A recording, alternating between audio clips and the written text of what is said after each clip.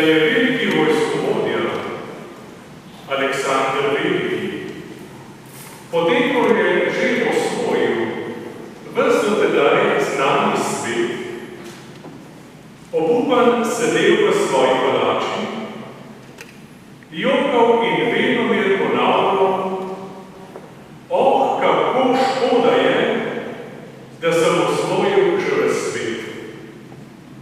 Škoda, da ni še kakšnega drugega sveta, da bi ga lahko osvojil."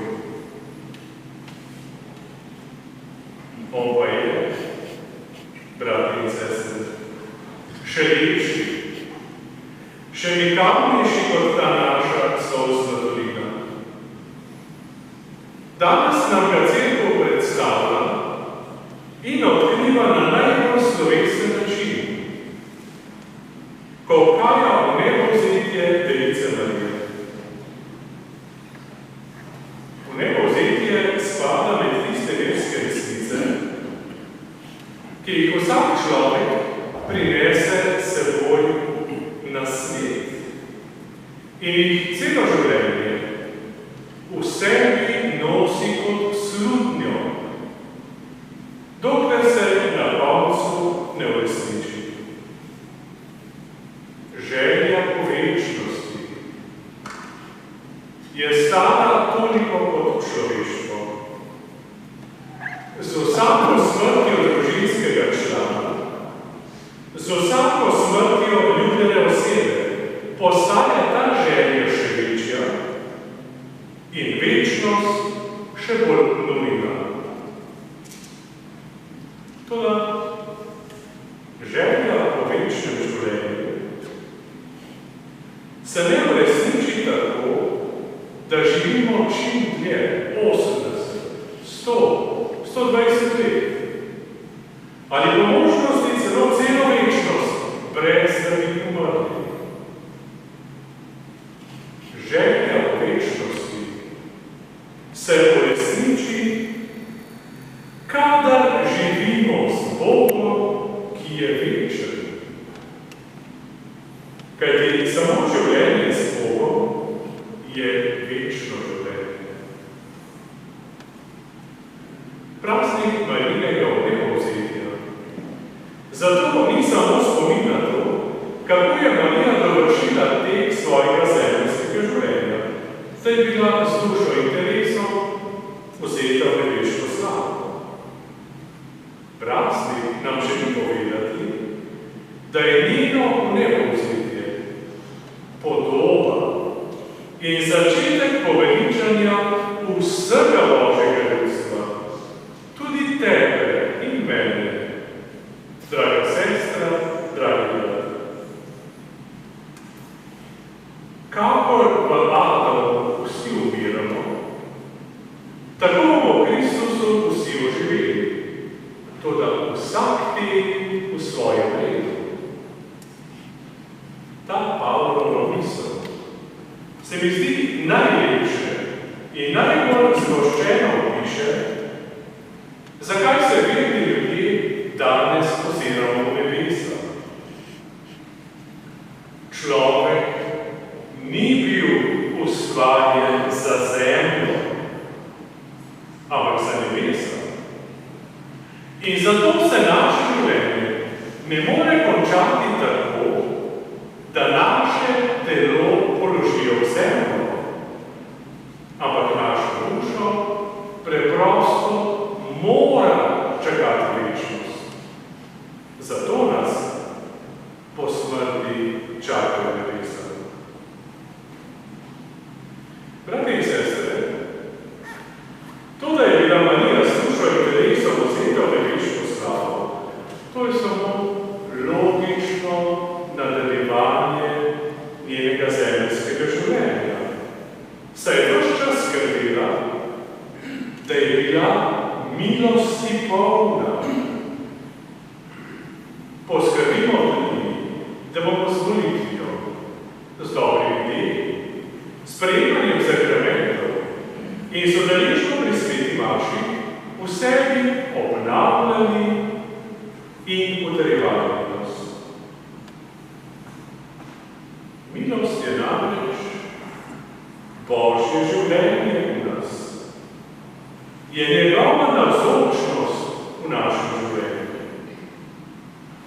Bog pa želi biti človeku blizu po preprostih in vsakdanjih stvarih. Naj vas torej ne preseneča, da se je Bog odločil biti navzoč med nami pod podobo kruha, tako vsakdanje in tako navadne reči, kot je kruh.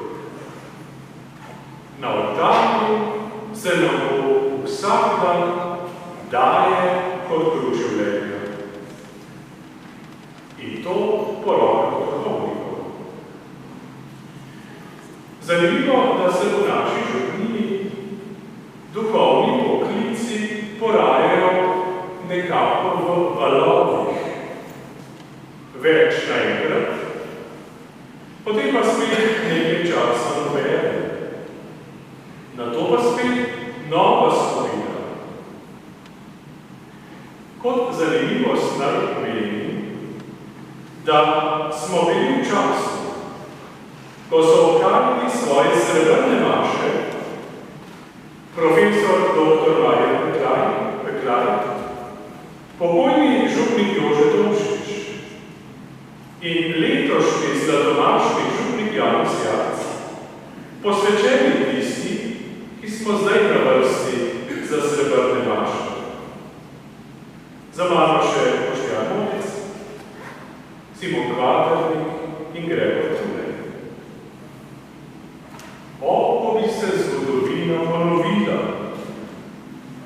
Če že ne bo v letih naših srebrnih maš, tudi novih maš, Bog daj, da bi se prav v letih naših srebrnih maš novi fantje odločali in odzvali Božjo klicu ter začeli pripravo na duhovniški poklic. Velika škoda bi namreč bila, če bi zaradi pomanjkanja duhovnikov ljudje svoj pogled usmerjali samo v zemljo in nehali misliti na nebesa.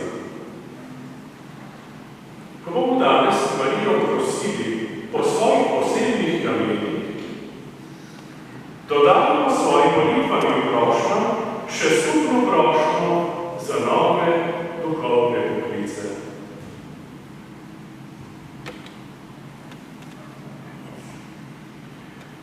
Oče naroda in prvi predsednik Združenih držav Amerike, slavni George Washington, tako je postalo zapisano v zgodovini, je v najtežjih in najodločilnejših trenutkih, preden se je dokončno odločil, šel vedno na obisk svoji mami. Nekoč mu je mama vsa zaskrbljena rekla: sin, zakaj izgubljaš čas tukaj pri meni? On pa odgovoril: mama, čas, ki ga preživim s teboj, še zdaleč ni izgubljen. Tvoj zgled me uči prav živeti. Tvoja dobrota me uči modro vladati. Tvoja življenjska modrost mi pomaga, da se prav odločam. Bratje in sestre,